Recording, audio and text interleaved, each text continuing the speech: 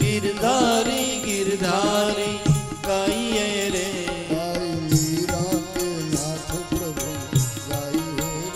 भाई मीरा के नाथ प्रभु गाइए रे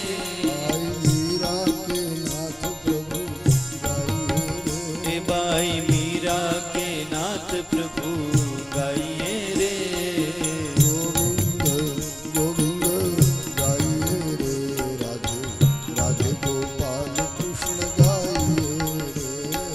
गोविंद गोविंद गाइए रे राधे राधे गोपाल कृष्ण गाइए रे बाला गोविंद गोविंद गाइए रे राधे राधे गोपाल कृष्ण गाइए हे बाला गोविंद गोविंद गाइए रे राधे राधे गोपाल कृष्ण गाइए रे राधे राधे गोपाल कृष्ण गाइए हे राधे राधे गोपाल कृष्ण गाइए रे जो राधे गोपाल कृष्ण गाइए हे राधे राधे गोपाल कृष्ण गाइए रे राधे गोपाल कृष्ण गाइए हे बजो राधे गोपाल कृष्ण गाइए रे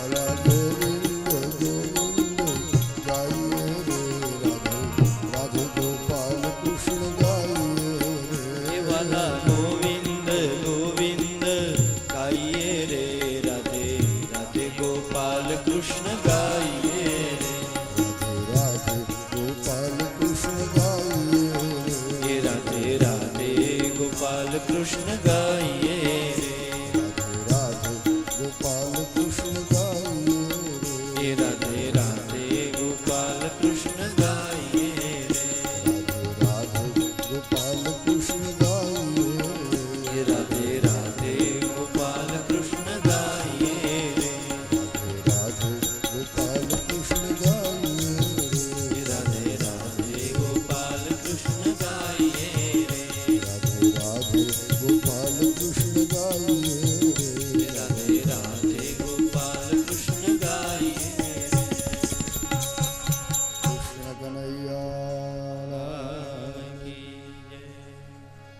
य एतद्भूतनामोक्षम्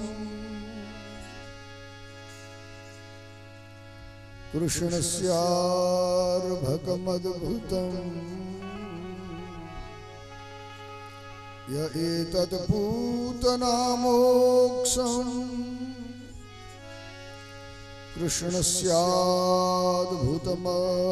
कृष्णस्याद्भुतमर्भकमद्भुतम् कृष्णस्यार्भकमद्भुतम् शृणुयात श्रद्धया मर्त्यो गोविन्दे લભતે રતિમ ગોવિંદે લભતે રતિમ. સુખદેવજી મહારાજ ગંગા કિનારે પરીક્ષિત રાજા અને આપણા ભારતના તમામ ઋષિ મુનિઓને આ પ્રભુની કથા સંભળાવે છે. દસમા સ્કંધે સાક્ષાત શ્રી હરિનું હૃદય ગણાય છે. આ નિરોધ લીલા કહેવાય છે. યોગનો અર્થ આપણા પતંજલિ મહર્ષિએ કર્યો કે યોગશ્ચિત્ત વૃત્તિ નિરોધ. આપણા ચિત્તની ભટકતી વૃત્તિઓને અટકાવવી, ભગવાનમાં જોડવી એ યોગ છે. દસમા સ્કંધ એ નિરોધ લીલા એનું નામ છે. ભગવાનના બાલ ચરિત્રો ખૂબ સુંદર રીતે વર્ણવ્યા છે સુખદેવજી. બપોરે આપણે પૂતના મોક્ષની કથા સાંભળી. જે ભાઈ બહેન પૂતના મોક્ષની કથાને સાંભળશે એને શું મળશે? ફળ બતાવે કે ગોવિંદે લભતે રતિમ. એને ભગવાનના ચરણમાં રતિ એટલે પ્રેમ મળશે, ભક્તિ મળશે, ભાવ મળશે. ભગવત ચરણારવિંદમાં જેને રતિ મળે એને પછી મંગલ ગતિ પણ મળે છે. જે પ્રભુ સાથે પ્રીત કરે એને સદગતિ કેમ ન મળે, એને મુક્તિ કેમ ન મળે? પૂતના તો ભગવાનની સાથે વેર રાખીને મારવા આવી, છતાંય ભગવાન એને સદગતિ આપતા હોય તો પોતાના ભક્તોને કેમ ના આપે? કે પ્રભુ સાથે પ્રેમ કરે છે. પૂતના લોક બાલઘની રાક્ષસી રુધિરાસના જીગાવશે આપી હરે સ્તનમ દત્વાપ સદગતિ. જે પવિત્ર નથી પૂતના, જે પવિત્ર છે કારણ કે અવિદ્યા છે, વાસના છે, લોકોના બાળકને મારનારી છે, બાલ હત્યારી છે પૂતના. એ દૂધ કે ચા પાણી નથી પીતી, રુધિર પીનારી છે, લોહી પીએ છે, રુધિરાસના. આવી ભયંકર રાક્ષસીને પણ ભગવાન જો મંગલ ગતિ પ્રદાન કરતા હોય તો આપણને કેમ ના આપે? પૂતના મોક્ષની કથા સંભળાવી છે. પછીના પ્રકરણમાં સકટ ભંજનની લીલા બતાવી છે સુખદેવજી મહારાજ. ભગવાન ગોવિંદે લાત મારી એક ગાડાને ભાંગી નાખ્યું છે. ગાડા નીચે સુવડાવ્યા છે બાલકૃષ્ણને. કનૈયો તો બહુ તોફાની નાનપણથી પગ લાંબો કરી રમતા રમતા એક લાત મારી ગાડાને. ગાડું આખું આકાશમાં ઉછળ્યું. એના ઉપર એક રાક્ષસ ચડી બેઠો શકટાસુર, એ પણ આકાશમાં ઉછળ્યો, નીચે પડ્યો, એના ઉપર ગાડું પડ્યું અને આ રીતે રાક્ષસ ખલાસ થયો છે. શકટાસુરને માર્યો ભગવાને આ લીલા દ્વારા. સકટ ભંજન લીલા કરી. સંતો કહે કે આપણો સંસાર એ જ સકટ છે. આ જગત એક ગાડા જેવું છે. જેમ ગાડાને ચલાવવા માટે બે બળદની જરૂરિયાત રહે છે. હવે તો ગામડામાં ગાડા ઘટી ગયા, નહીં તો પહેલા બહુ ગાડા હતા. બબે બળદ જોડ્યા હોય.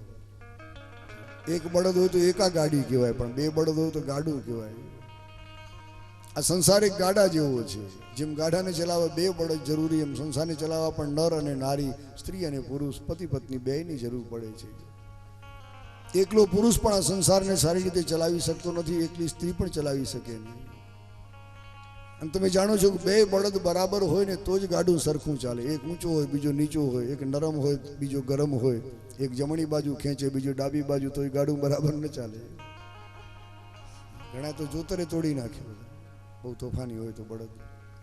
એમ સંસારના ગાડાને ચલાવવા માટે પણ પતિ પત્નીએ સરખા હોવું જરૂરી છે. શરીરથી કદાચ સરખા નહીં હોય તો હાલ છે, કારણ કે શરીર તો કોઈકનું સરખું હોય, પણ સ્વભાવથી સરખા હોવા જોઈએ. પતિ પત્ની બેયનો સ્વભાવ સરળ હોય, સ્નેહથી ભરેલો હોય તો સંસારનું ગાડું બહુ સરસ ચાલે, પૂરપાટ દોડે. પણ જો સ્વભાવ સરખો ન હોય તો પછી ગાડું કીચુડ કીચુડ કીચુડ માંડ માંડ ચાલે. બિચારા કેટલાક તો કંટાળી જાય. નરસિંહ મહેતા કંટાળી ગયા. ભગવાનને વિનંતી કરી કે હે દામોદર, હે કનૈયા, હવે આ ગાડાનો ભાર ઉપડતો નથી, હવે તું કંઈક કૃપા કરતો સારું, આ ભાર હળવો કર હરી. અને ભગવાને નરસિંહ મહેતાની ફરિયાદ સાંભળી મેતીજીને ઉપાડી લીધા. એમના પત્ની ગુજરી ગયા છે. પત્ની ગુજરી ગયા પણ નરસિંહ મહેતા રોયા નથી, રાજી થઈ ગયા. માંડ્યા કરતાલ ખખડાવે કે હવે ભલું થયું, ભાંગી જંજાળ, સુખે ભજીશું શ્રી ગોપાળ. ઉપાધિ ટળી ગઈ સંસારની. હવે કોઈ રોકનાર, કોઈ ટોકનાર રહ્યું નથી. બસ હવે તો ખૂબ કરતાલ વગાડશું અને ગોપાલનું ભજન કરશું. સંસાર જ ગાડું છે. ભગવાને એ સકટ ભંજનની સુંદર લીલા કરી, એ કથાને યાદ કરી છે. ત્યાર પછી તૃણાવર્ત નામનો એક દાનવ આવ્યો, પ્રભુએ એનો ઉદ્ધાર કર્યો છે. દૈત્યો નામના તૃણાવર્ત કંસ ભૃત્ય પ્રણોદિત. કંસનું સેવક છે આ તૃણાવર્ત દૈત્ય. વંટોળના વાવાઝોડાના રૂપમાં આવ્યો છે. ભયંકર વાવાઝોડું આવ્યું. બાલકૃષ્ણને માં જશોદા મૈયા ખોળામાં લઈને બેઠા છે. અચાનક લાલાએ પોતાનું વજન વધારી દીધું. યોગેશ્વર છે, સિદ્ધિઓના સ્વામી છે, મહિમા સિદ્ધિનો પ્રયોગ કર્યો, એકદમ વજન વધાર્યું. માં જશોદા મૈયાના પગ કચડાવા લાગ્યા કે આટલું બધું વજન. કનૈયાને જમીન પર ધરતી પર પધરાવ્યા છે. અને એ જ વખતે તૃણાવર્ત વંટોળના રૂપમાં આવ્યો, બાલકૃષ્ણને ઉપાડીને આકાશમાં ચડ્યો છે. વિચાર કરે કે અહીંથી એવો પછાડું આ બાળકને કે ખલાસ થઈ જાય, કંસ મને બક્ષિસ આપશે. ભગવાન બાલકૃષ્ણ એને ગળે ઓળગ્યા છે. હાથ થોડા લાંબા કરી ગળા ઉપર ભીંસ વધારી છે, ગળું દબાવ્યું છે કે કંસ તો તને બહુ પછી બક્ષિસ આપશે, પેલા હું જ આપું. જોરથી ગળું દબાવ્યું, ડોળા ફાટી ગયા, જીભ લટકવા લાગી. તૃણાવર્ત ખલાસ થયો છે, આકાશમાંથી ધરતીમાં પડ્યો. બાલકૃષ્ણની છાતી પર પડ્યા. પ્રભુને કંઈ થયું નથી. જ્યાં અસુરનો નાશ થયો એટલે વાવાઝોડું આપોઆપ શાંત થઈ ગયું છે. હજારો ગોપીઓ ભેગા થયા કે આ શેનો ધડાકો? જ્યાં જોયો તો લાંબો રાક્ષસ પડ્યો છે, ભગવાન બાલકૃષ્ણની છાતી ઉપર છે. આ રીતે ભગવાને તૃણાવર્તનો ઉદ્ધાર કર્યો છે. તૃણાવર્ત જ્યારે આવ્યો ત્યારે ગોકુળ રજસા તમસાવૃતમ, ચારે બાજુ એટલી બધી ધૂળની ડમરીઓ ચડી છે અને ચારે બાજુ અંધકાર વ્યાપી ગયો છે. તો તૃણાવર્ત એ રજ અને તમનું પ્રતીક છે. સંસારરૂપી આ ગોકુળમાં પણ ઘણી વાર આવા વિપત્તિઓના વાવાઝોડા આવે છે, સંકટના વંટોળ આવે છે. આવી વખતે આપણે ભગવાનને યાદ કરશું તો પરમાત્મા કૃપા કરી એ વિપત્તિઓના વાવાઝોડાને દૂર કરશે, સંકટરૂપી વંટોળને ટાળી દેશે પરમાત્મા. ત્યાર પછી એક દિવસમાં યશોદા કનૈયાને ઘોડામાં લઈ પોતાનું દૂધ પીવડાવે છે. માની ફરજ છે કે નાનકડા બાળકને પોતાનું દૂધ પીવડાવે. પણ હવે થોડોક જમાનો સુધરી ગયો છે, માતાઓ પણ સુધરી છે. ઘણી માતાઓ પોતાનું દૂધ નથી પીવડાવતી, બાળક જન્મે એટલે તરત બાટલી તૈયાર રાખે. એ સારું નથી. એ જનેતા પોતાની ફરજ ચૂકે છે જે આવું કરે છે. માં જશોદામાં દરેક બહેનોને, દરેક માતાઓને સમજાવે છે કે એક જનની તરીકે, માં તરીકે તમારું કર્તવ્ય કાર્ય ચૂકશો નહીં તો સંસારમાં સુખી થશો. નાના બાળકને પોતાનું દૂધ પીવડાવીએ, સ્તનપાન કરાવીએ. માં જશોદા ખોળામાં લઈ પોતાના લાલનને પ્રેમથી લાડ લડાવી, એના મુખને ચૂમી દૂધ પીવડાવે, સ્તનપાન કરાવે છે. પ્રેમમયી માં જશોદા પ્રેમ ભૂખ્યા ભગવાન છે. ક્યારના ધાવે છે, ધરાતા નથી. માને બીક લાગી કે આ કનૈયો બહુ દૂધ ધાવશે તો એને અપચો થશે, એનું પેટ બગડી જશે. પણ માને ખ્યાલ નથી કે આ તો ભગવાન છે. પ્રભુ વિચાર કરે લાવા જ માને દર્શન કરાવું કે હું કોણ છું. માં મને સાધારણ બાળક સમજે પણ હું તો વિરાટ બ્રહ્મ છું. અને ખોડામાં બેઠા બેઠા ધાવવાનું બંધ કરી કનૈયાએ બગાસું ખાધું. માની નજર જ્યાં મુખમાં પડી અને ત્યાં તો લાલાના મુખમાં આખું બ્રહ્માંડ દેખાય છે, આખું વિશ્વ દેખાડ્યું પોતાના નાનકડા મુખ કમળમાં. પ્રભુએ માં યશોદાને શું શું દેખાડું એક શ્લોકમાં વર્ણન સુખદેવજી કરે છે. ખમરોદસી જ્યોતિરનિકમાસા સૂર્યેન્દુવહ્નિ સ્વસનાંબુદિશ્ચ દ્વીપાન્નગાંસ્તદ્રુહિતુર્વનાની ભૂતાની યાની સ્થિરજંગમઃ ભૂતાની યાની સ્થિરજંગમઃ. ભગવાન બાલકૃષ્ણના મુખમાં ખમ એટલે આકાશ દેખાણું છે. આખું પૂર્વ પશ્ચિમ વગેરે બધી દિશાઓ દેખાણી. આખી ધરતી દેખાય છે. મોટા મોટા હિમાલય જેવા પર્વતો દેખાય છે. ગંગા વગેરે નદીઓ દેખાય છે. સપ્ત સમુદ્ર દેખાય છે. આખું સ્થાવર જંગમ જગત લાલાના મુખમાં દેખાણું છે. માં જોઈને ગભરાઈ ગયા, કરે રે મારા નાનકડા કનૈયાના મુખમાં આ બ્રહ્માંડનો બખેડો ક્યાંથી બેસી ગયો? આ બધું શું છે કંઈ ખબર પડતી નથી. વિશ્વરૂપ દેખાડ્યું ભગવાને કે આખું જગત મારી અંદર છે. માં આ તારું દૂધ હું એકલો નથી ધાવતો, મારા ઉદરમાં અનેક જીવો છે અસંખ્ય, એ બધા જ તારું સ્તનપાન કરી તૃપ્ત થાય છે. માં તમે બહુ ભાગ્યશાળી છે. વિશ્વરૂપ દેખાડ્યું પ્રભુએ. અને આ લાભ બબ્બે વખતમાં યશોદાને મળ્યો છે. રામાયણમાં આવો લાભ એક વખતમાં કૌશલ્યાને મળ્યો, પણ ભાગવતના જશોદા મૈયા એના કરતા ભાગ્યશાળી બબ્બે વખત પ્રભુએ લાભ દીધો. એક વખત કનૈયાએ માટી ખાધી એવી કથા છે. બળરામજી ભૈયા સાથે ભગવાન કૃષ્ણ કનૈયા પોતાના નાના નાના મિત્રો સાથે ઘરની બહાર શેરીમાં રમે છે. રમતા રમતા ભગવાનને કોણ જાણે શું સૂજ્યું, માટી ખાધી છે. બલરામજીએ ફરિયાદ કરી કે માં આ તારો કનૈયો માટી ખાય છે, મૃત ભક્ષણ લીલા કહેવાય છે.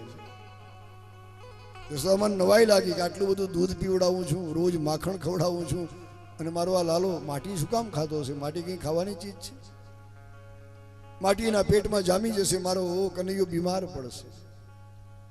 બલરામજીને કહ્યું, બલરામ તમે હા માં જાય પકડી આવો. બલરામજી દોડ્યા છે, બાલકૃષ્ણને પકડીને મા પાસે હાજર કરી, લ્યો માં આ તમારો કનૈયો. માએ હાથ પકડ્યો, એ કનૈયા માટી કેમ ખાય છે?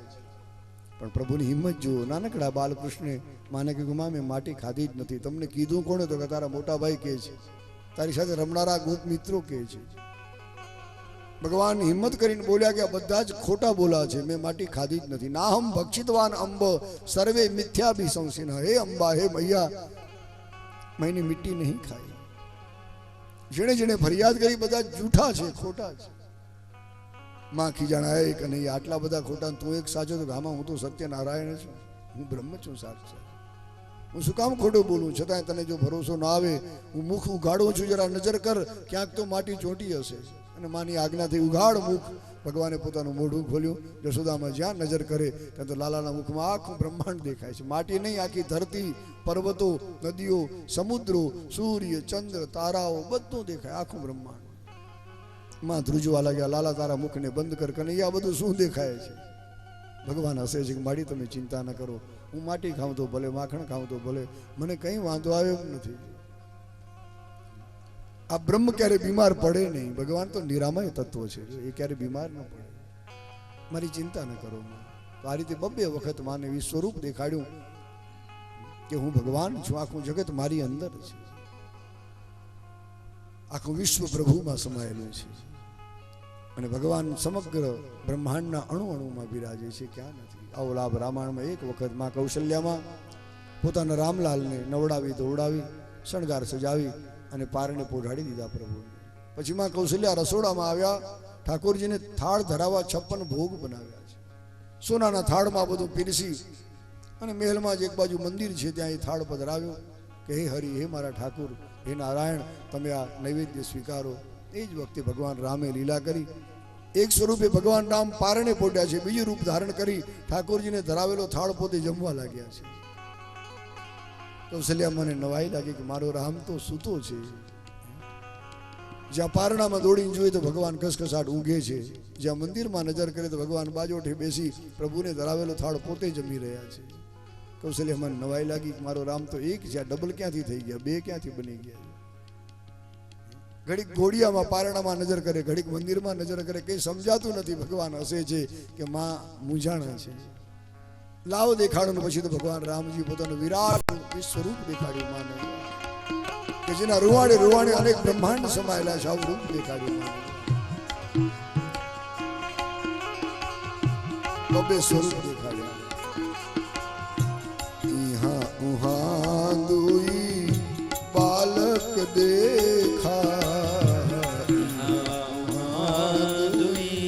બાલક દેખા, મતિ ભ્રમ મોર કી આન વિશેષા, ભ્રમ મોર કી આન વિશેષા, મતિ ભ્રમ મોર કી આન વિશેષા, મતિ ભ્રમ મોર કી આન વિશેષા.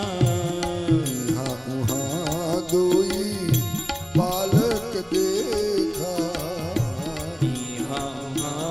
દુઈ બાલક દેખા, દેખી રામ જનની અકુલાની, દેખી રામ જનની અકુલાની, પ્રભુ હસી દીની મધુર મુસ્કાની, પ્રભુ હસી દીની મધુર મુસ્કાની.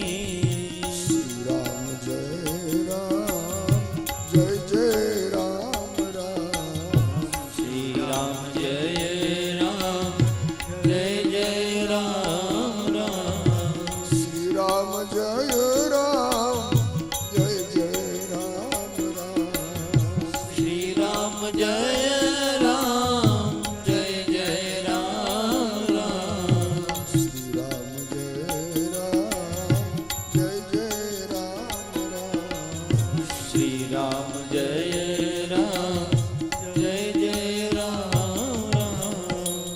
નિખરાવા નિજ માત કહી અદ્ભુત રૂપ અખંડ રોમ રોમ પ્રતિલાગે કોટી કોટી બ્રહ્મા.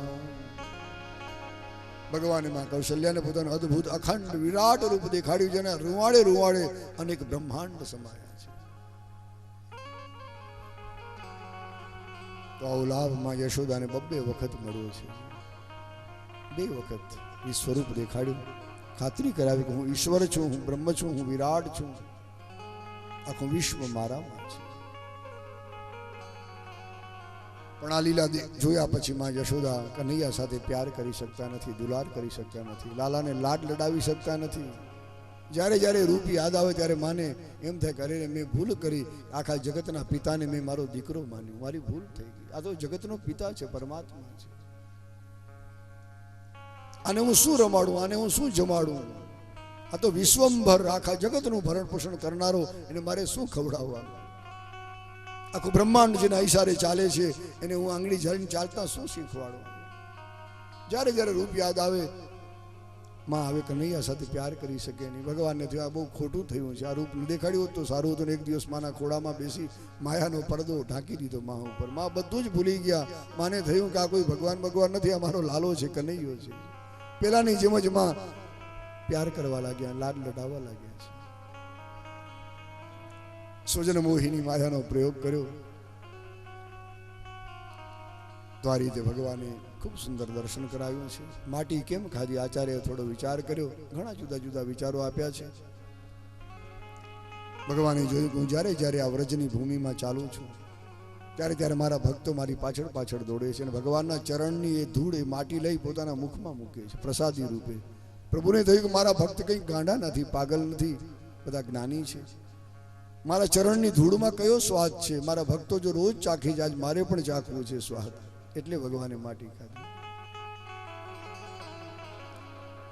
અથવા ધરતીનું સંસ્કૃતમાં એક નામ રસા છે. પ્રભુ વિચારે કે બીજા રસ તો ઘણા ચાખ્યા, જીભથી આ રસાનો રસ ચાખ્યો નથી, આજે એ ચાખી લઉં, એટલે માટી ખાધી.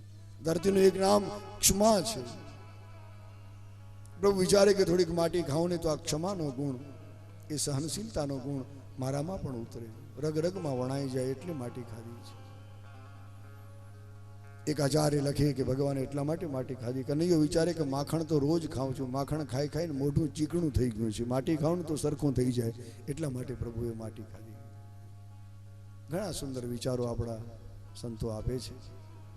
પણ મૂળ કારણ એ હતું કે 2 વખત આ રીતે માને પોતાનું દિવ્ય રૂપ દેખાડ્યું, વિશ્વરૂપ દર્શન કરાવ્યું છે. આ વિશ્વરૂપ દર્શનનો એક વખત લાભ અર્જુનને પણ મળ્યો છે મહાભારતના રણ મેદાનમાં. યુદ્ધ શરૂ કરતા પહેલા ભગવાને, તમે ગીતાનો 11મો અધ્યાય વાંચો, ગીતાના 11મો અધ્યાયનું નામ છે વિશ્વરૂપ દર્શન યોગ. અર્જુનને ભગવાને પોતાનું વિરાટ રૂપ દેખાડ્યું. અર્જુન જેવો અર્જુન ગભરાણો છે આ રૂપ જોઈને. આખું વિશ્વ ભગવાનમાં દેખાય છે, એક એક દેવતાઓ દેખાય છે, બધું જ. હજારો જેના મસ્તકો છે, હજારો હાથ પગ છે, હજારો નેત્રો છે. આવું ભયંકર રૂપ જોયું. કેટલો વીર પુરુષ અર્જુન પણ આમ થરથરવા લાગ્યો, ધ્રુજવા લાગ્યો. ભગવાનને હાથ જોડી વિનંતી કરી કે મહેરબાની કરી તમારું આ રૂપ દૂર કરો, હું એને જોઈ શકતો નથી. તમે પેલા જે તમારું રૂપ હતું, જે સુંદર ચતુર્ભુજ સ્વરૂપ, એ મને દેખાડો. તો આ રૂપ ભગવાન બધાને ન દેખાડ્યું. એક વખત અર્જુનને દેખાડ્યું, એક વખત માં કૌશલ્યાને દેખાડ્યું, અને 2 વખતમાં યશોદાને આ લાભ મળ્યો છે. બધાને નથી મળતો. પણ આ પ્રસંગ દરેકને સમજાવે છે કે આખું વિશ્વ ભગવાનમાં છે, અને ભગવાન આખા વિશ્વમાં છે. એક એક વ્યક્તિમાં, એક એક વસ્તુમાં ભગવાન બિરાજે છે, ક્યાં નથી પરમાત્મા.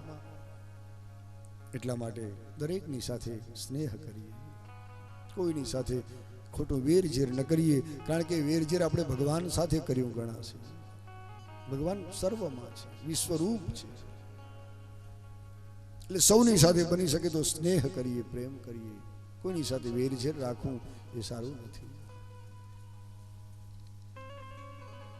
ત્યાર પછી ભગવાનના નામકરણ સંસ્કાર નંદ બાબાએ કર્યા છે. ગર્ગાચાર્ય મહારાજ મથુરાથી પધાર્યા છે. વસુદેવજી મોકલ્યા, તમે જાઓ. વસુદેવ અને દેવકી જે જેલમાં હતા, યુગમાં આકાશમાં ઉડ્યા, સાવધાન કરી કંસને. પછી તો કંસે વસુદેવ દેવકીને જેલમાંથી મુક્ત કરી મહેલમાં રાખ્યા છે. એની ભૂલ સમજાણી કે હવે આ બેને જેલમાં પૂરવાથી કંઈ વડે એમ નથી, મારો દુશ્મન ક્યાંક બીજે પહોંચી ગયો છે, બીજે શોધવો પડશે. વસુદેવ દેવકીના પગમાં પડી ક્ષમા માગી કે એ બેન બનાવી મને માફ કરજો, મારે કારણે તમને ઘણું કષ્ટ ભોગવવું પડ્યું છે. ઈશ્વર જેને આંગણે આવ્યા, ભગવાન જેના પુત્ર બન્યા, એ આ માતા પિતા વસુદેવ દેવકીને પણ કેટલા બધા કષ્ટ સહન કરવા પડ્યા છે. ક્યારે એમ ન વિચારજો કે હું ભક્તિ કરું છું એટલે મારા જીવનમાં દુઃખ આવે જ નહીં, વધુ આવશે.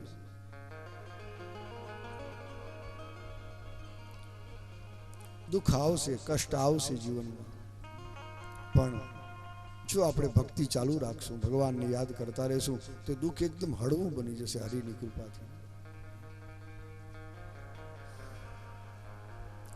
વસુદેવ દેવકીના જીવનમાં પણ કેટલા બધા દુઃખ આવ્યા છે.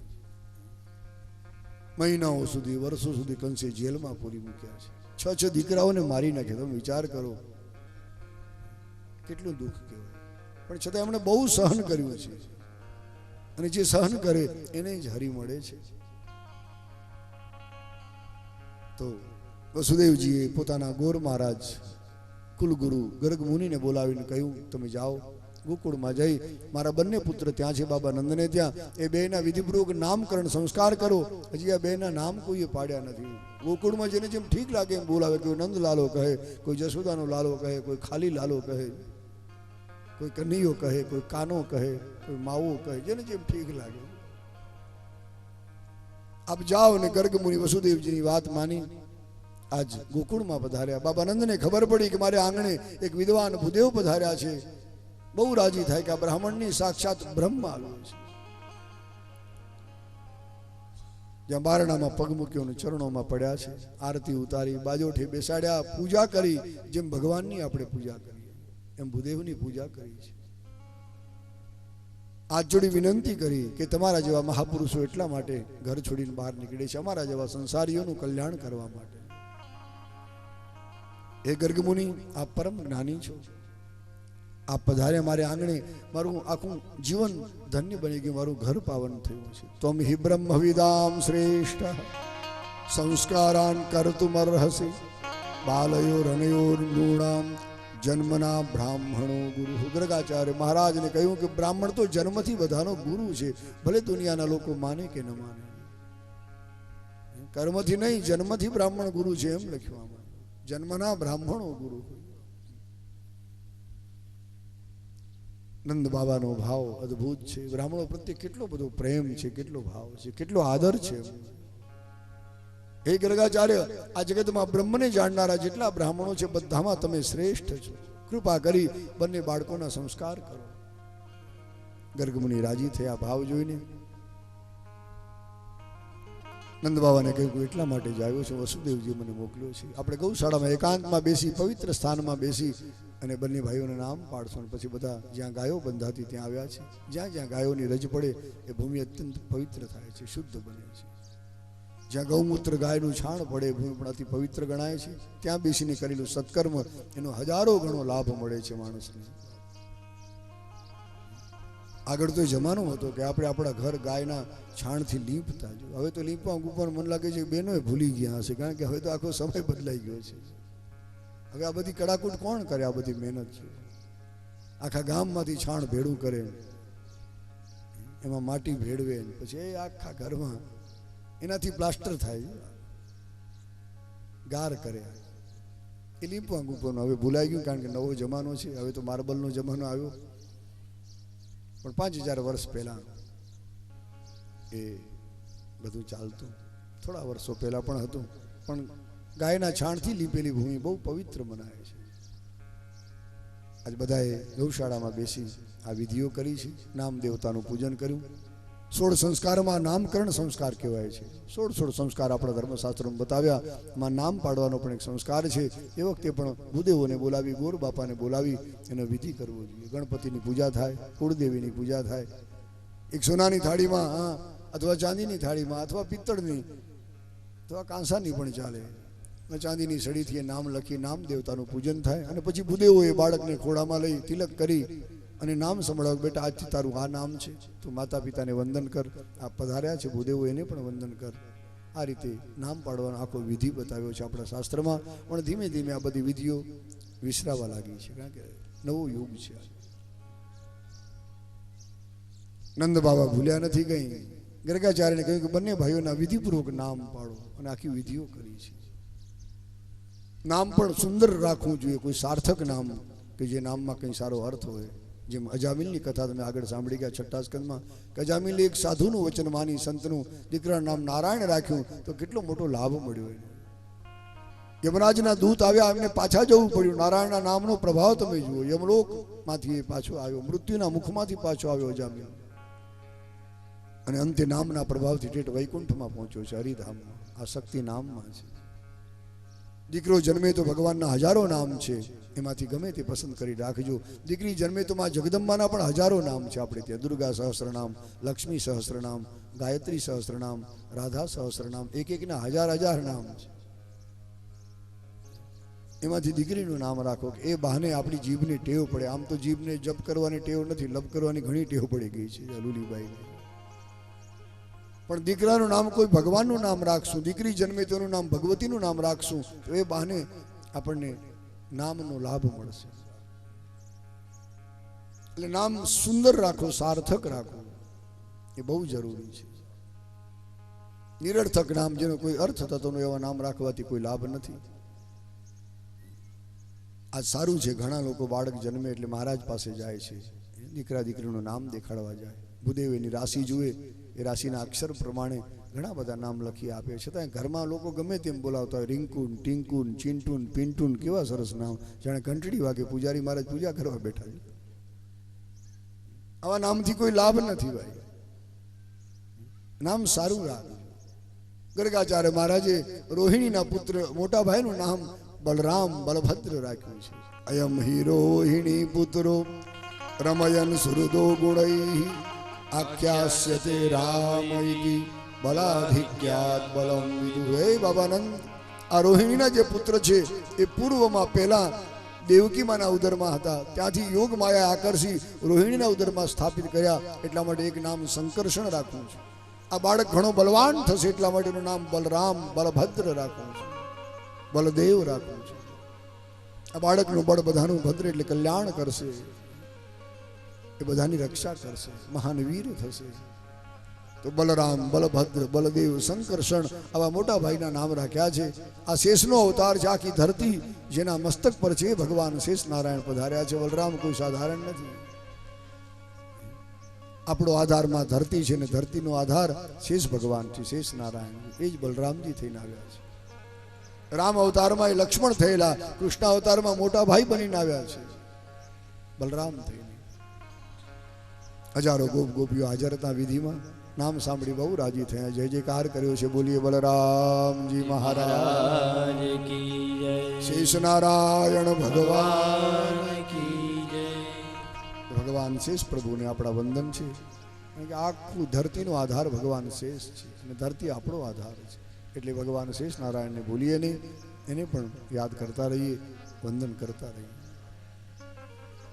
હજી પણ ક્યારેક ક્યારેક આંચકામાં ધરતી આપતી હોય છે, પણ જો ભગવાન શેષ નારાયણ એ પોતાની ફેણને સરખી રાખે તો ધરતી સ્થિર થાય. ત્યાર પછી યશોદામાના ખોડામાં નજર કરે. સુંદર ઘનશ્યામ સ્વરૂપ છે, કમલ નયન છે. શ્યામ રૂપને જોઈ ગર્ગાચાર્યની આંખ બંધ છે. વિચાર કરે કે આ બાળક કેટલો સુંદર છે, શ્યામ છતાં સુંદર છે. વિશાળ કમળ જેવા નેત્રો છે, આઠમના ચંદ્રમા જેવો સુંદર ભાલ છે. વિચાર કરે કે બાળક બહુ સુંદર છે. જોયા કરે છે, જાણી ગયા કે આ તો સાક્ષાત પરમાત્મા છે. આંખ ઉગાડી નંદ બાબાને કહે કે હે બાબાનંદ, આના તો હજારો નામ છે, મારે કેટલાક નામ કહેવા? બહુની સંતિ નામાની રૂપાણી ચ સુતસ્ય તે ગુણકર્માનુરૂપાણી તાન્યહમ વેદ નો જના. હું જાણું છું કારણ કે એની કૃપા છે મારા પર, એટલે બાકી બધા લોકો આ તત્વને જાણી શકતા નથી. આ પરમાત્મા છે, ભગવાન છે, ઈશ્વર છે, બ્રહ્મ છે. આના તો અનેક હજારો નામ છે. હરિ તારા છે હજાર નામ, કઈ નામ લખવી કંકોતરી. હરિ તારા છે હજાર નામ, કઈ નામ લખવી કંકોતરી. હરિ તારા છે હજાર નામ, કઈ નામ લખવી કંકોતરી. હરિ તારા हजार नाम कहे नाम लखवी कंकोतरी रोज रोज बदले मुकाम कहे गाम लखवी कंकोतरी रोज रोज बदले मुकाम कहे गाम लखवी कंकोतरी रोज रोज बदले मुकाम कया गाम लखवी कंकोतरी रोज रोज बदले मुकाम कया नाम लखवी कंकोतरी मथुरा मां मोहन तू गोकुळ गोवाड़ियो मथुरा मां मोहन तू गोकुळ गोवाड़ियो मथुरा मां मोहन तू गोकुळ गोवाड़ियो मथुरा मां मोहन तू गोकुळ गोवाड़ियो डाकोर मां राय रण छोड़ कहे नाम लखवी कंकोतरी डाकोर मां राय रण छोड़ कहे नाम लखवी कंकोतरी ए हरि तारा 6000 नाम कहे नाम लखवी कंकोतरी हरि तारा 6000 नाम कहे नाम लखवी कंकोतरी रोज बदले मुकाम कहे गाम लखवी कंकोतरी रोज रोज बदले मुकाम कया नाम लखवी कंकोतरी कोई तने राम कहे कोई घन श्याम कहे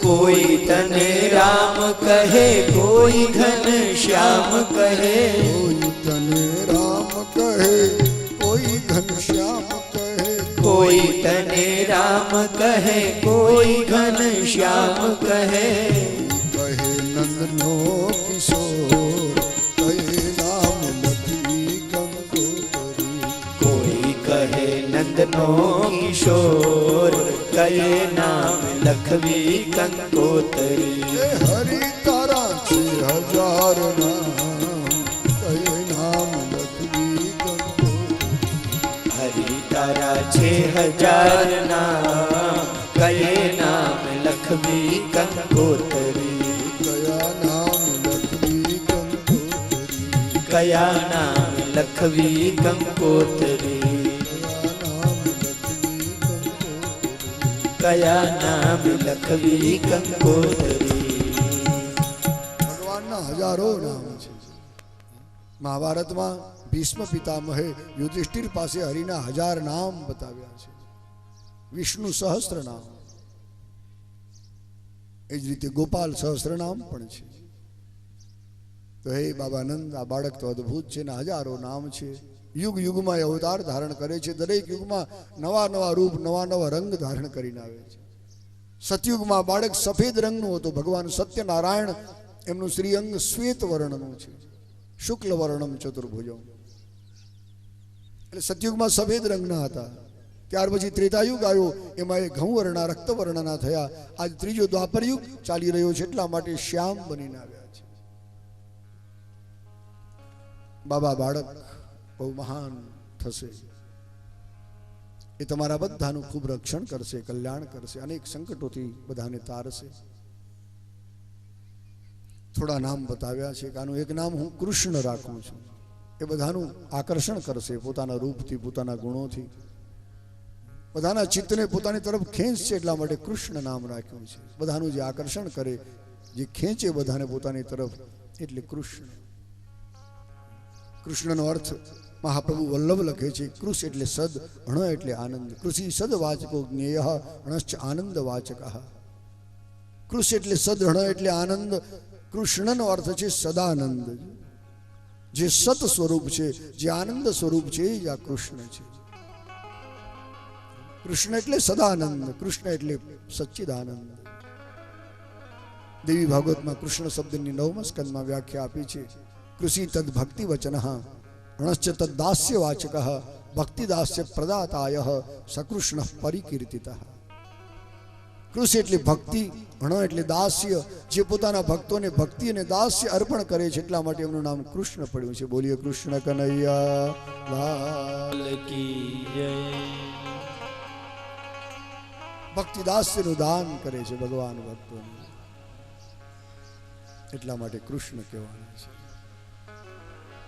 બહુ દિવ્ય નામ છે. તો જે સત્ય સ્વરૂપ છે, આનંદ સ્વરૂપ છે, જ ભગવાન કૃષ્ણ છે. બાબા આ બાળક જેવી જેવી લીલાઓ કરશે એવા એના નામ પડશે. ગાયોની સેવા કરશે એટલે બધા જ એને ગોપાલ કહીને બોલાવશે, કારણ કે ગાયોનું પાલન કર્યું પ્રભુએ પ્રેમથી, એટલે ગોપાલ કહેવાના. પર્વતને ધારણ કર્યો, ગોવર્ધન ઉઠાવ્યો એટલે ગિરિધર કહેવાના, ગિરિધારી, ગોવર્ધનધર. ઇન્દ્રે એમનું નામ ગોવિંદ પાડ્યું છે. કેટલા બધા એક જ પ્રભુના નામ છે. કોઈ કૃષ્ણ કહે, કોઈ શ્યામ કહે, કોઈ નંદલાલ કહે, કોઈ જશોદાલાલ કહે, કોઈ ગિરધર કહે, કોઈ ગોવિંદ કહે, કોઈ ગોપાલ કહે. આ એક જ કૃષ્ણના નામો છે. કોઈ સચ્ચિદાનંદ કહે. તમે રત્નાલ જાઓ, આહિરોનું ગામ છે, અંજારમાં પણ સચ્ચિદાનંદ ભગવાનનું મંદિર છે. એ જ ભગવાન રાધા કૃષ્ણ છે, પણ એ આખો સંપ્રદાય થોડો જુદો થયો. રસિક બધા જય શ્રી સચ્ચિદાનંદ એમ બોલે, એ પણ જુદા નથી. એક જ કૃષ્ણના આવા હજારો નામ છે, સેંકડો. જેને જે નામ ગમ્યું એ સ્વીકારી લીધું, પણ એમાં વિવાદ ન કરાય. સ્વાધ્યાય પરિવારના લોકો યોગેશ્વર નામથી ભગવાનને બોલાવે, જય યોગેશ્વર. પણ એક જ કૃષ્ણ છે, એ જ યોગેશ્વર છે, એ જ સચ્ચિદાનંદ છે, એ જ ગોપાલ છે, એ જ ગોવિંદ છે. એ જુદા નથી. એટલે નામનો ક્યારેય વિવાદ ન કરવો. લોકો નામ માટે ઝઘડતા હોય છે. નાણાં માટે તો ઝઘડે ઠીક છે, રૂપિયા પૈસા માટે, પણ નામ માટે ઝઘડે. આ કેવી દશા છે આપણે કંઈ ખબર પડતી નથી. નાણાં માટે ઝઘડો થાય ઠીક છે, આ સ્વાભાવિક છે, પણ નામ માટે ઝઘડે. એક જ ભગવાનના હજાર નામ છે. જે નામ તમને ગમે પ્રેમથી ગાયા કરો, પુકાર્યા કરો, જપ્યા કરો, રટ્યા કરો, કલ્યાણ થશે. બાબાનંદની પાસે ગર્ગાચાર્ય મહારાજ પરમ જ્ઞાની પુરુષ પધાર્યા છે, જેણે આખી ગર્ગ સંહિતા લખી છે ભગવાનના જીવન પર. ગર્ગ સંહિતા નામનો સ્વતંત્ર ગ્રંથ છે ભગવાન શ્રી કૃષ્ણના જીવન ઉપર. ગર્ગાચાર્ય લખ્યું છે. ભગવાનનું સુંદર નામ આ રીતે પાડ્યું છે. ઘણા નામ બતાવ્યા છે.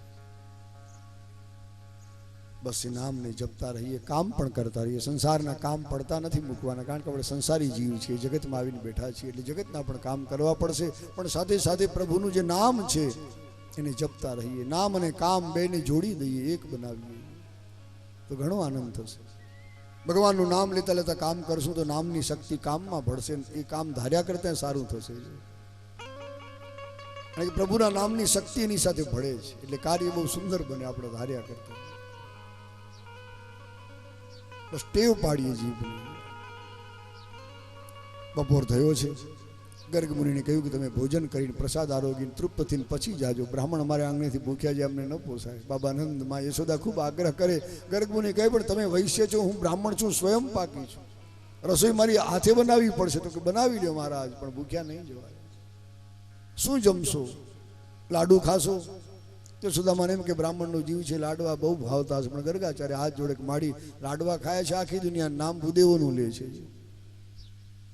કોણ નથી ખાતું? હું લાડુ નહીં ખાઉં, હું તો ખીરનું ભોજન કરીશ.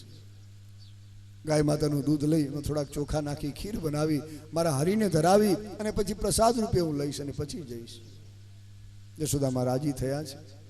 દૂધ આપ્યું, ચોખા આપ્યા, તપેલી આપી, સગડી આપી, નાઈ ધોઈ પવિત્ર થઈ એક અલગ ઓરડામાં પવિત્ર થઈ ગર્ગ મુનિએ ખીર બનાવી, તાંસડીમાં ટાઢી કરી, બાજોટ પર પધરાવી, સામે ભગવાનનું સ્વરૂપ મૂક્યું છે કે હે હરિ, હે નારાયણ, હે વિષ્ણુ પરમાત્મા, આ નૈવેદ્ય આપ સ્વીકારી. આ બહુ સારી રીત છે. જમતા પહેલા જે કંઈ આપણે રોટલા રોટલી બનાવ્યું હોય કે દાળ ભાત જે હોય તે પેલા પ્રભુને અર્પણ કરીને પછી જમજો. જમવાની કોઈને ના નથી, પણ જમવાની આ રૂઢી રીત આપણા શાસ્ત્રો, આપણા સંતો બતાવે છે કે જમતા પહેલા પ્રભુને નૈવેદ્ય ધરીને પછી જમવું. ભગવાનને અર્પણ કર્યા પછી હવે દાળ ભાત શાક રોટલી નથી, એ પ્રસાદ કહેવાય છે પ્રભુનો. અને પ્રભુનો પ્રસાદ આપણે આરોગીએ એટલે આપણા વિચારો શુદ્ધ બને, મંગલમય બને, આપણી બુદ્ધિ પણ શુદ્ધ બને છે. આજ કળિયુગને કારણે માણસના વિચારો કલુષિત થવા લાગ્યા, બુદ્ધિ બગડવા લાગી છે. કારણ કે ખાવા પીવામાં આપણે કોઈ મર્યાદા રાખી નહીં. ભગવાનને આ નૈવેદ્ય ધરવાનું આપણે ભૂલી ગયા. આ રીત દરેકે અપનાવવા જેવી છે, કારણ કે એમાં નુકસાન જરાય નથી. તમે જાણો છો ભગવાનને તમે થાળ ધરાવો ને 5 રોટલી રાખો તો 5એ 5 પાછી મળે છે. નુકસાન તો જરાય છે જ નહીં એમાં. પણ કેટલાક લોકો શંકા કરે કે ભગવાનને આપણે જે થાળ ધરાવીએ બધું એમને એમ પડ્યું હોય છે, ભગવાન તો જમતા નથી, પછી આવા નાટક શું કામ કરવાના? અરે આ નાટક નથી, અમારો ભાવ છે. ડોંગરે દાદા દ્રષ્ટાંત આપતા, જેમ તમે કોઈ મોટા બગીચામાં ફરવા જાઓ, એ બગીચામાં અનેક જાતના ફૂલના છોડ છે, ડોલર છે, મોગરો છે, ગુલાબ છે. તમે એમાંથી એક સુગંધી મોગરાનું ફૂલ ચૂંટી લ્યો, એને 10 વખત સૂંઘો, એનું વજન કરો, વળી સૂંઘો, વળી વજન કરો, તો એ સરખું જ થશે, એમાં જરાય ઘટશે નહીં.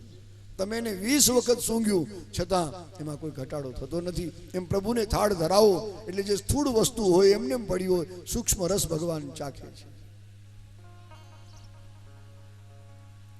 નૈવેદ્ય ધરાવવું એ સાચી રીત છે, કંઈ ખોટું નથી. એટલે થાળ ધરાવજો. તમને એમ થાય કે અમે તો ખેડૂત છીએ, ખેતરમાં ક્યાં થાળ ધરાવો? પણ ખેતરમાં ભાથું તો ભેગું લઈને લોકો જતા હોય છે. રોટલા લઈ જાય, કોઈ ગોળ લઈ જાય, કોઈ ડુંગળીનો દડો ભેગો લઈ જાય. અને ભગવાન ખાલી મંદિરમાં છે કે આપણા કબાટમાં છે એમ ન માનજો. ભગવાન તો સર્વવ્યાપક છે, ખેતરમાં પણ છે. એને યાદ કરી ધરાવીને પછી જમો. બસ વાલ્મીકી બોલ્યા છે રામજી પાસે કે રામજી, જે નર નારી તમને નૈવેદ્ય ધરાવીને પછી જમે એના મન મંદિરમાં હે મારા રામજી તમે હંમેશા એને માટે બિરાજિત થજો. બહુ સરસ વાત મહર્ષિ વાલ્મીકીએ કરી છે. તુમ હી નિવેદિત ભોજન કરહી પ્રભુ પ્રસાદ પટ ભૂષણ ધરહી. તુમ હી નિવેદિત ભોજન કરહી પ્રભુ પ્રસાદ પટ ભૂષણ ધરહી. તુમ હી નિવેદિત ભોજન કરહી. તુમ હી નિવેદિત ભોજન કરહી. તુમ હી નિવેદિત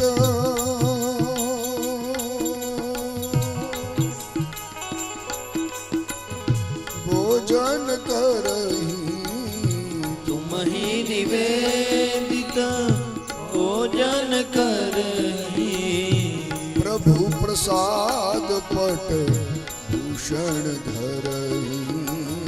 પ્રભુ પ્રસાદ પટ ભૂષણ ધરહી. ગોવિંદ જય જય ગોપાલ જય જય રાધા રમણ હરિ ગોવિંદ જય જય. ગોવિંદ જય જય ગોપાલ જય જય રાધા રમણ હરિ ગોવિંદ જય જય. રાધા રમણ હરિ ગોવિંદ જય જય. રાધા રમણ હરિ ગોવિંદ જય જય. રાધા રમણ હરિ ગોવિંદ જય જય. રાધા રમણ હરિ ગોવિંદ જય જય. ગોવિંદ જય જય. ગોવિંદ જય જય. ગોપાલ જય જય. ગોપાલ જય જય. ગોપાલ જય જય. ગોપાલ જય જય. ભગવાનને આ રીતે થાળ ધરાવીને પછી જમજો. જમવાની કોઈને ના નથી, પણ એક રૂઢી રીત આપણા સંતો આપણા શાસ્ત્રકારો બતાવે કે આ રીતે જમજો, એમાં ઘણો આનંદ થશે. પ્રભુ પ્રસાદ માનીને એને આરોગો પ્રેમથી, તૃપ્ત થાઓ. અન્ન એ બ્રહ્મ છે, રસ એ વિષ્ણુ છે અને જમનારો મહાદેવ છે એમ લખ્યું છે. અન્નમ બ્રહ્મ રસો વિષ્ણુ ભોગતા દેવો મહેશ્વરઃ ઇતિ જ્ઞાત્વા દ્વિજો ભુંક્તે સોન્ન દોષે ન લિપ્યતે. અન્ન બ્રહ્મ છે, એનો આમાં જે રસ છે વિષ્ણુ છે, નારાયણ છે. જમનારો મહાદેવ છે એમ માની જે નરનારી ભોજન કરશે એને અન્નના દોષ ક્યારે નહીં લાગે.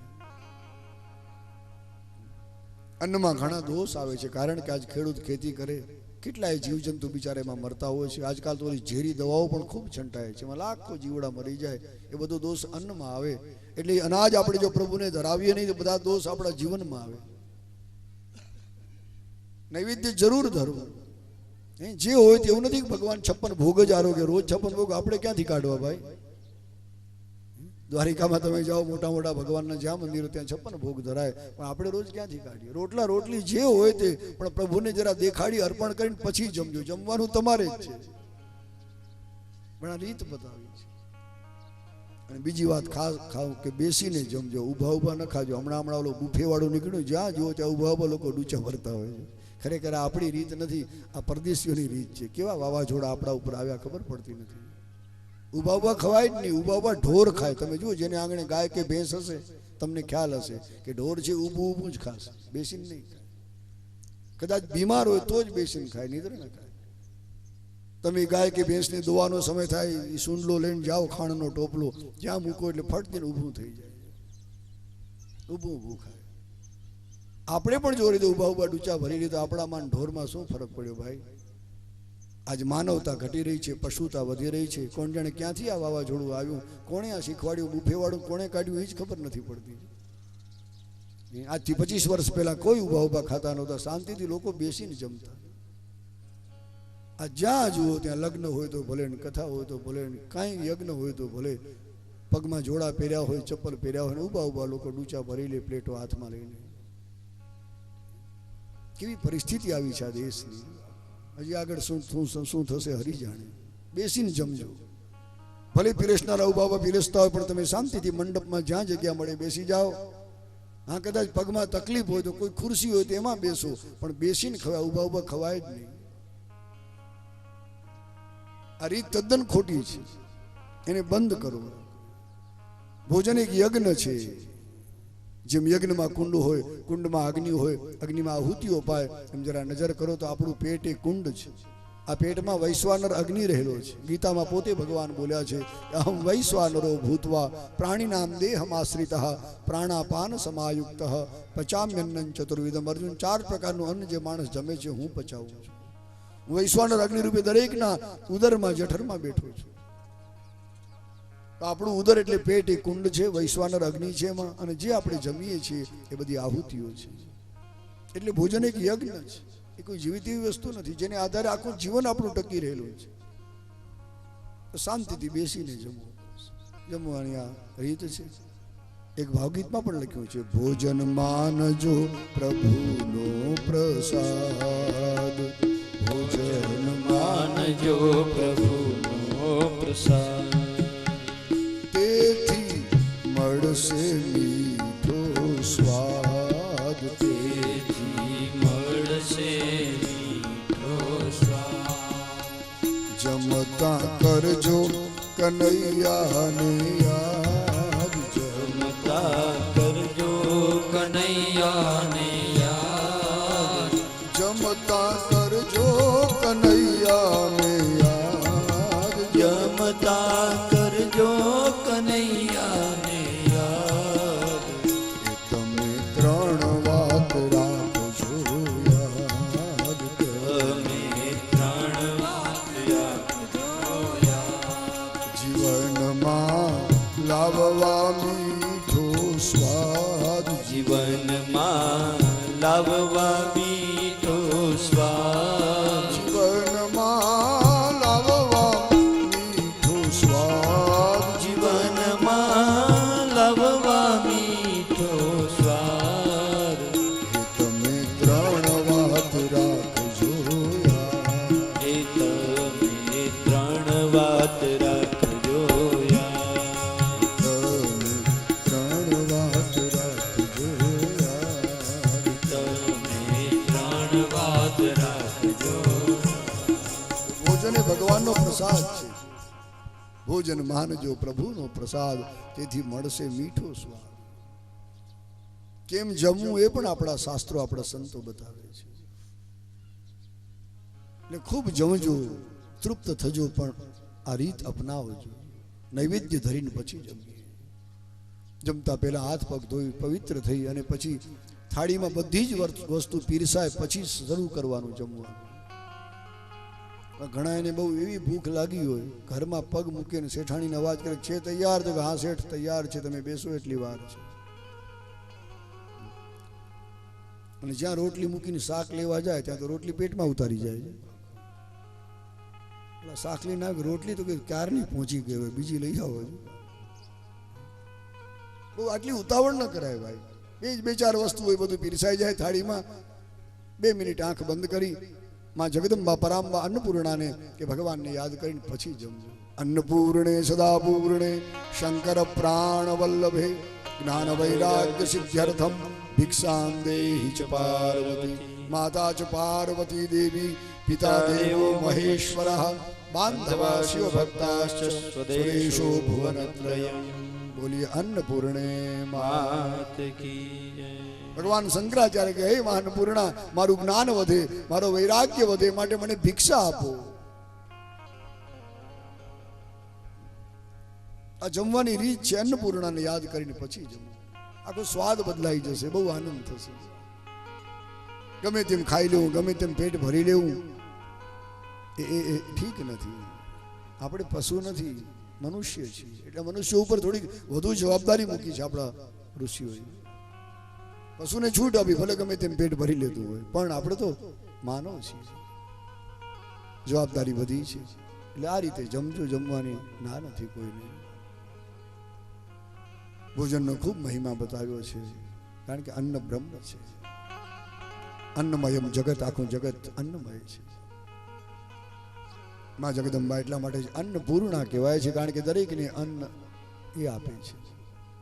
ઈશ્વંભરી છે માં. ગર્ગમુનિએ ઠાકોરજીને થાળ ધરાવ્યો છે. આ બાજુ ભગવાન બાલકૃષ્ણ ચારે પગે રમતા હતા, દોડતા આવ્યા, બાજોઠે બેસી અને માંડ્યા ખીર જમવા. જ્યાં ગર્ગમુનિ આંખ ઉઘાડી તો કનૈયાને જમતા જોયો ને એકદમ ખીજાણા કહી, જશોદા, તારા કનૈયાએ બધું અભડાવી નાખ્યો, મને કામ નહીં આવે, આ છુવાઈ ગયું. જશોદામાં દોડ્યા છે, બાલકૃષ્ણને ઉપાડી લીધા. ગર્ગમુનિની માફી માગી કે મહારાજ, હું ઘરના કામમાં પરોવાઈ ગઈ, આ નટખટ નંદલાલ ક્યારે આવી ગયો ખબર ન પડી. હું તમને બીજું દૂધ, બીજા ચોખા આપું, બીજી વખત ખીર બનાવી જમી કરીને જાઓ, ભૂખ્યા નહીં જવા દો. પણ માં બીજી વાર આવશે તો હવે નહીં આવવા દો. એને ખોળામાં પકડીને બેસી, જ્યારે તમે જમીન જાશો ને ઘરેથી પછી જ છોડીશે. ગર્ગમુનિએ ફરી મહેનત કરી, તપેલી ચઢાવી છે, ખીર બનાવી, તાંસડીમાં ટાઢી કરી, ગરમા ગરમ તો ભગવાનને ધરાવાય નહીં. ઠાકોરજીને હરિને વિનંતી કરી, હે હરિ, હે નારાયણ, પધારો, આ બીજી વખત નૈવેદ્ય સ્વીકારો. આ બાજુ બાલકૃષ્ણને ખોળામાં લઈને માં દબાવીને બેઠા, એ લાલા, ઊંચો નીચો થતો નહીં, ખબરદાર, મહારાજને ભૂખ્યા કાઢવા છે આપણે આંગણેથી. તો બહુ નટખટ છે.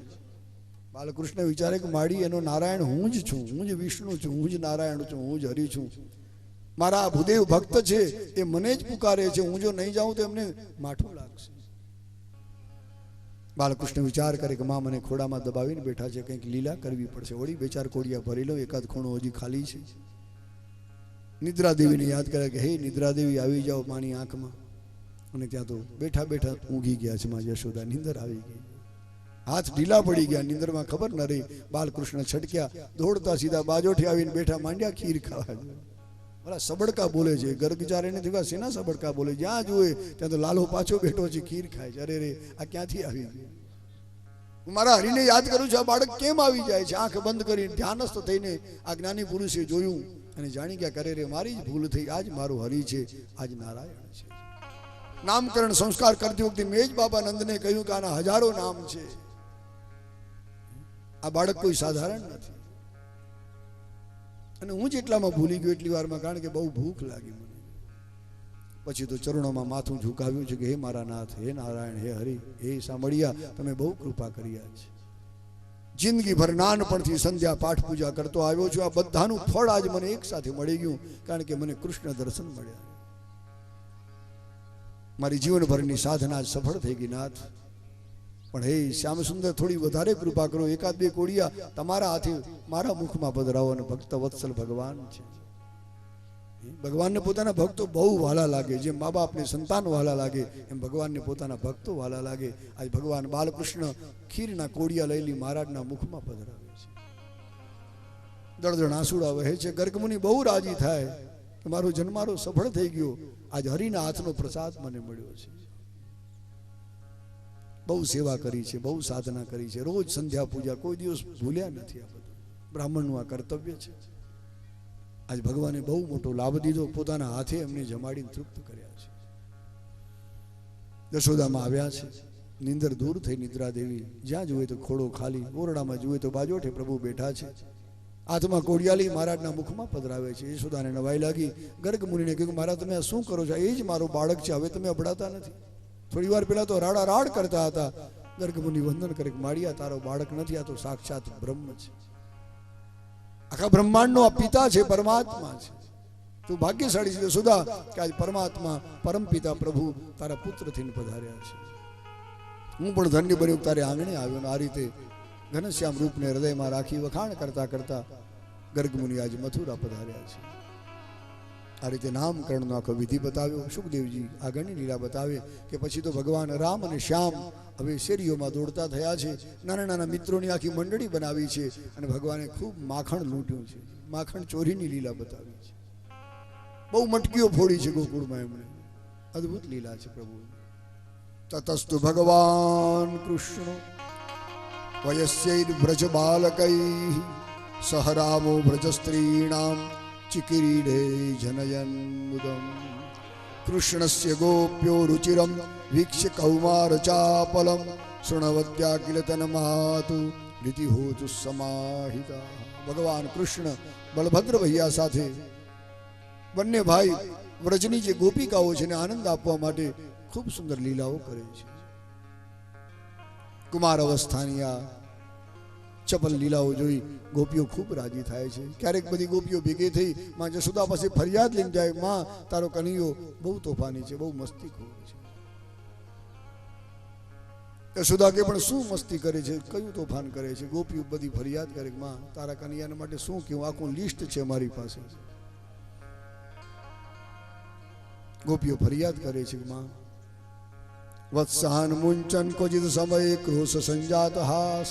અમારા વાછરડા છોડી નાખે છે. ગૌશાળામાં પહોંચી જાય કનૈયો ગાયો દોવાને વારો હોય, ગોપીઓ તૈયારી કરતી હોય, બાળકો